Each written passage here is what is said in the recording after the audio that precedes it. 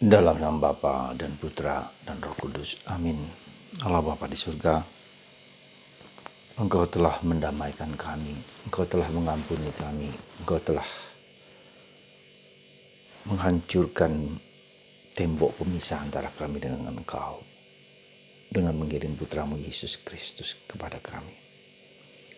Sehingga kami lebih damai hidup kami, bersatu dengan Engkau, bersatu dengan sesama, dan bersatu dengan diri sendiri. Terima kasih Tuhan atas anugerah keselamatan lewat Putramu Yesus. Demi Kristus Tuhan dan pengantara kami. Amin. Para saudara-saudariku yang terkasih dalam Kristus. Dalam bacaan Injil hari ini kita diajak untuk merenungkan sikap Yesus yang penuh kasih, penuh belas kasih. Tidak mudah menghakimi, tidak mudah mengadili, tidak mudah nyinyir, tidak mudah berkata buruk kepada orang lain, bahkan berpikir buruk pun bahkan. Dan itulah yang terjadi ketika orang-orang Farisi membawa seorang wanita yang kedapatan berzinah. Di pagi hari ketika Yesus sedang mengajar, diletakkanlah wanita ini di depan Yesus. Tetapi luar biasa sikap Yesus penuh kasih. Dia tidak memandang wanita itu bahkan.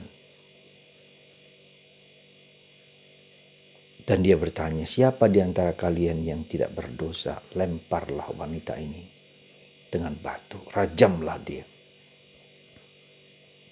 Tak seorang pun. Mereka pergi.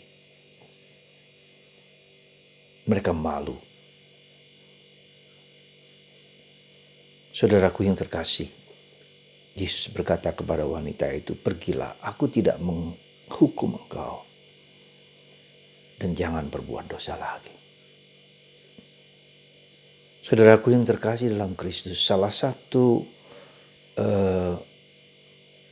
inti dari karya keselamatan Tuhan adalah pendamaian, berbelas kasih. Tuhan berbelas kasih kepada kita.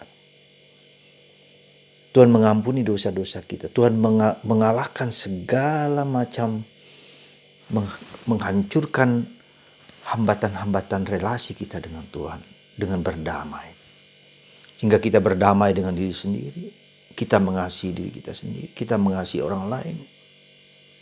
Terlebih kita mengasihi Tuhan karena Tuhan telah menghancurkan tembok pemisah antara manusia dengan Allah. Dan ini merupakan suatu tindakan intervensi Allah. Sehingga kita berdamai, kita bersatu lagi. Yang selama ini kita dijauhkan. Sehingga ketika kita dijauhkan, kita digoda untuk semakin menjauh dari Tuhan. Yang terjadi dalam kitab Kejadian. Adam dan Hawa dijauhkan dari Tuhan. Mereka malu di hadapan Allah. Tetapi Yesus sang penebus, sang penyelamat, membebaskan kita dari segala belenggu itu dan mengajak kita untuk bersatu dengan Dia. Jadi ini inti dari keselamatan yang Tuhan berikan pada kita, berbelas kasihlah. Maka Santa Faustina mengajarkan divine mercy, kerahiman ilahi. Ada sesuatu yang sulit dalam diri kita manusia adalah judging mentality. Mentalitas menghakimi, menghukum, menilai. Ya, seolah-olah apa yang kita pikirkan itu adalah benar. Dan kita menilai orang lain A, B, dan C, dan D. Ya, lalu menimbulkan prasangka, praduga, prakira. Dan merupakan fabricated. Kita mereka-reka apa yang kita pikirkan. Saudara, itulah kecenderungan kita untuk mengadili dan menghakimi orang lain. Dan hari ini kita melihat Yesus berbelas kasihan supaya kita tidak mudah mengadili dan menghakimi orang lain.